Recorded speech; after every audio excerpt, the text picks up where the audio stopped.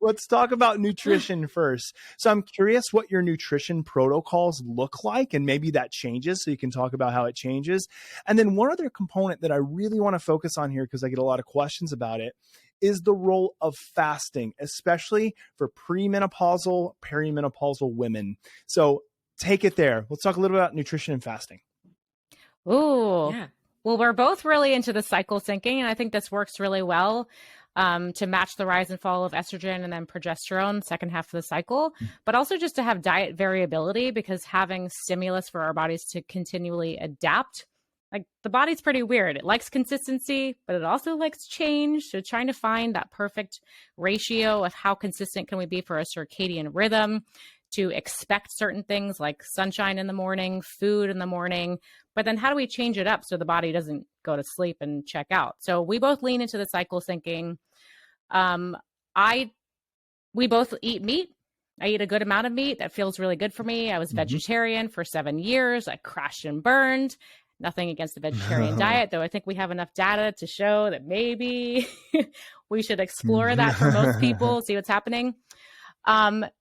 So I lean into the carnivore diet, but I know at the beginning of my cycle, I will then eliminate some animal protein, kind of take a little rest from that, go a little bit more keto, because I know that my hormones, when they're low, there's no estrogen, progesterone, my body can tolerate that. But I'm always doing like a check-in. I'm always like reassessing every month, because there's so many variables. Like you talk about with HRV, Dr. J, like so many variables to tease out here. And so it's constantly like listening to the body, like what's happening? What's different this month? Let me keep asking questions to see, is this still working? Because there's fluctuations on a monthly cycle, yearly, and then different periods of our life. You know, once I get to menopause, it's going to be a whole different situation. So there's not one protocol that's going to work for me for the rest of my life. But right now, really leaning into the cycle syncing and then checking back in, like, does this feel good? Do I need to make small little edits? But the diet is clean meat, grass-fed, pasture-raised meat, lots of vegetables. Renee and I just did Viome recently, which, you know, the PCR stool testing, we don't know how accurate that is. But what I really liked about it is the food list, leaning into superfoods, maybe cutting out some avoid foods. And that was just like a good lesson for me. I was like, oh, all of my avoid foods are the vegetables that I eat all the time. Maybe this is a good motivation to just cycle off of those, try some different nutrients for 6 weeks, and then I can go back to those.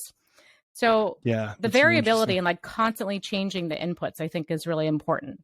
And then just checking in with yourself. That's really interesting. No, thanks for sharing that. How about you, Renee? Is yours very similar to that, or do you differ at all from Lauren for any various reason? Yeah, I think we're pretty similar. I mean, we've compared, you know, our genetic testing, our CGM data.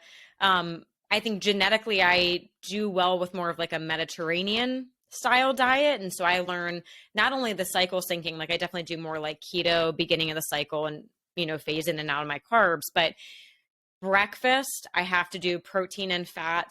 And then dinner, I definitely need a little bit more carbs. So a little bit of that carb refeed at night on my CGM, it like looks beautiful when I do that. And I think that's pretty common to see that. Viome was also very similar. It was like the vegetables that I eat every other day were all on the avoid list. So clearly overeating those. I don't do well with cruciferous vegetables, which is pretty common on Viome, which is interesting.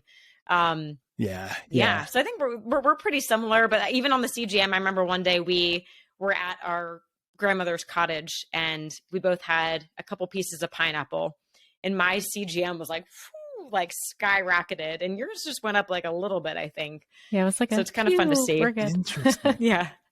Interesting. Yeah, but it's always so do you think changing. That speaks mostly to the genetic component? That's why there was that difference in change, or there was something else going on there? Gosh, I don't know. I mean, I think the gut microbiome plays a big role because we also did this test called Day 2. I don't know if you're familiar with that. It's actually a stool analysis that is looking at it's looking at your gut microbiome to predict how you would respond with your blood sugar. So it like you can look up a food like eggs. Okay, you'll get like maybe a 2 out of 10 or pineapple, a 5 out of 10. So it's estimating based off your gut microbiome, which is pretty cool because it was pretty similar to the actual CGM data.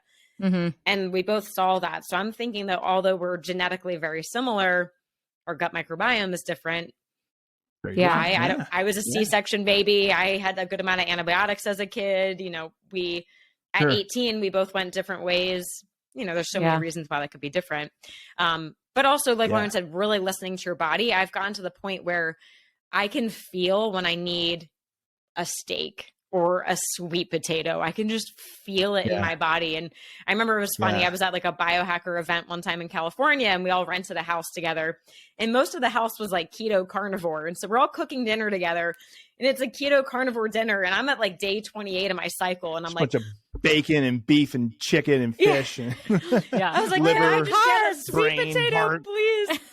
I went to Whole Foods just to buy a sweet potato for myself, because I was like, I need some carbs at this point in my cycle, please. That's hilarious. Yes. Yeah. So you're not demonizing carbs. Right. Yeah. Carbs aren't bad. They aren't bad. No, you know, a lot of, for me, I tend to metabolize carbs pretty well, but I always say, like, when I do intake a fair amount of carbs, like, I earn them. But, you know, I do a fair amount of endurance training, a lot of strength training. So when I earn those carbs, especially in the evening, like, I feel okay and never feel guilty about them. And if I see like a little bit of a fluctuation in my CGM, I also know that's natural fluctuations that you see. And it's not that, you know, having kind of these increases, and we can talk about this too, because I think it's really important.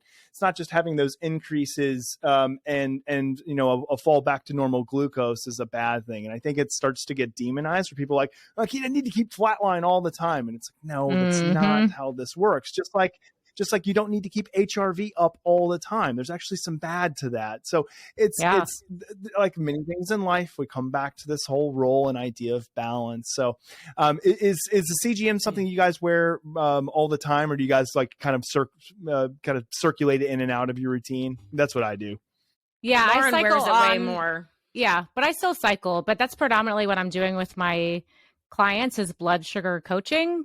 I started the beta program with levels. So all of my clients come to me to look at their CGM data. And that's the number one thing. They're like, oh my God, I'm spiking. I'm like, how high are you spiking? It's like 120. I'm like, okay. Did it come back okay? Yeah. So I hear that. So it's like resetting this idea and maybe considering that we don't really know what blood sugar should look like in a healthy population yet. I mean, we can look at the visual data and we can potentially spot underlying stressors if the picture is really sharp, steep, if you're not returning to baseline, if you're going below, like there's a lot of variables, as with everything. But I think there's this idea, like you said, that we have to be flat, and also this idea that we're not supposed to eat carbs. People are like, I can't eat fruit anymore. I'm like, well, we probably should be able to eat fruit. So let's figure out why right now that's not working for you. And let's get back to it, because I do believe that we should be able to eat fruit. No, exactly. Right. Thanks for listening to the Hanu Health Podcast. We hope you enjoyed the show. This podcast would not happen without listeners and supporters like you. And the best way to support us and the show is to head on over to iTunes and provide us with a 5-star review. This helps us reach others and spread the good word of breathing and stress resiliency.